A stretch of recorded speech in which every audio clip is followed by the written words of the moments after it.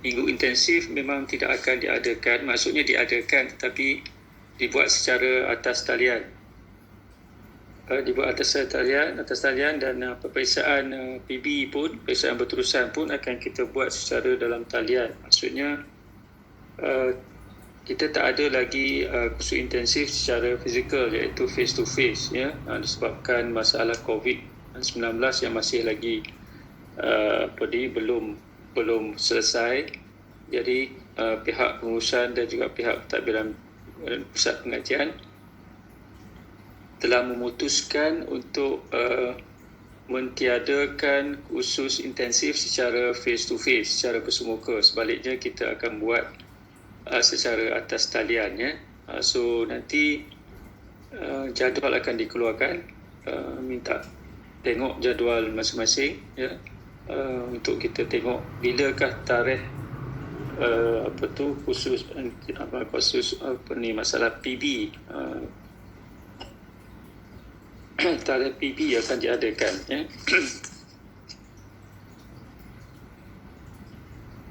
So saya harap maklum, ya, semua, ya. Saya tak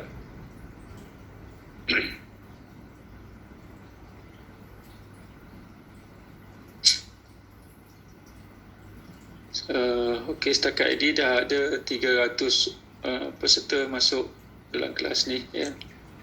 So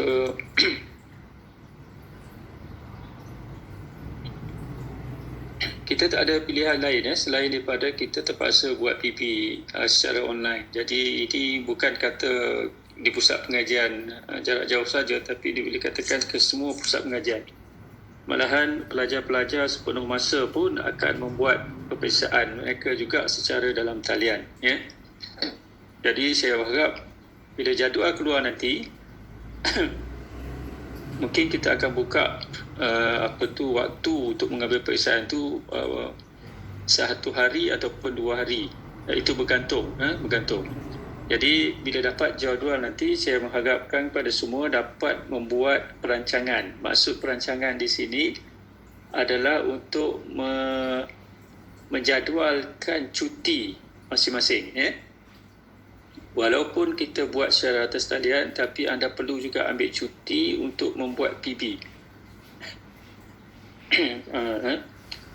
Sebab tak mahu ada gangguan. Sebab tempoh masa yang diberi mungkin untuk menjawab soalan-soalan PB ini mungkin dalam masa 1 jam ataupun 1 jam setengah ataupun 2 jam, bergantung kepada soalan, ya.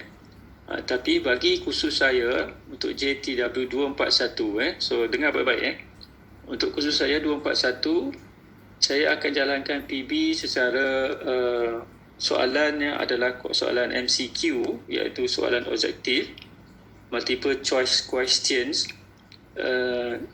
sebanyak 60 soalan, dan akan masa yang akan diberi adalah selama 1 jam 30 minit, ya. 1 jam 30 minit untuk menjawab soalan PB. Jadi dalam tempoh itu mungkin saya akan buka 1 ataupun 2 hari saja, bergantung kepada arahan yang akan saya terima nanti, ya.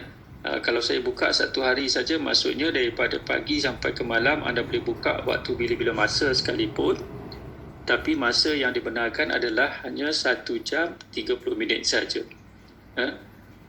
So soalan adalah dalam bentuk soalan objektif, ya.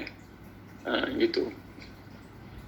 Dan arahan seterusnya akan saya masukkan, akan saya bagi semasa dalam portal, sebab saya pun tak dapat jadual peperiksaan untuk kursus intensif nanti sedang dirangka oleh Timbalan Dekat Akademik Dr. Hazrul.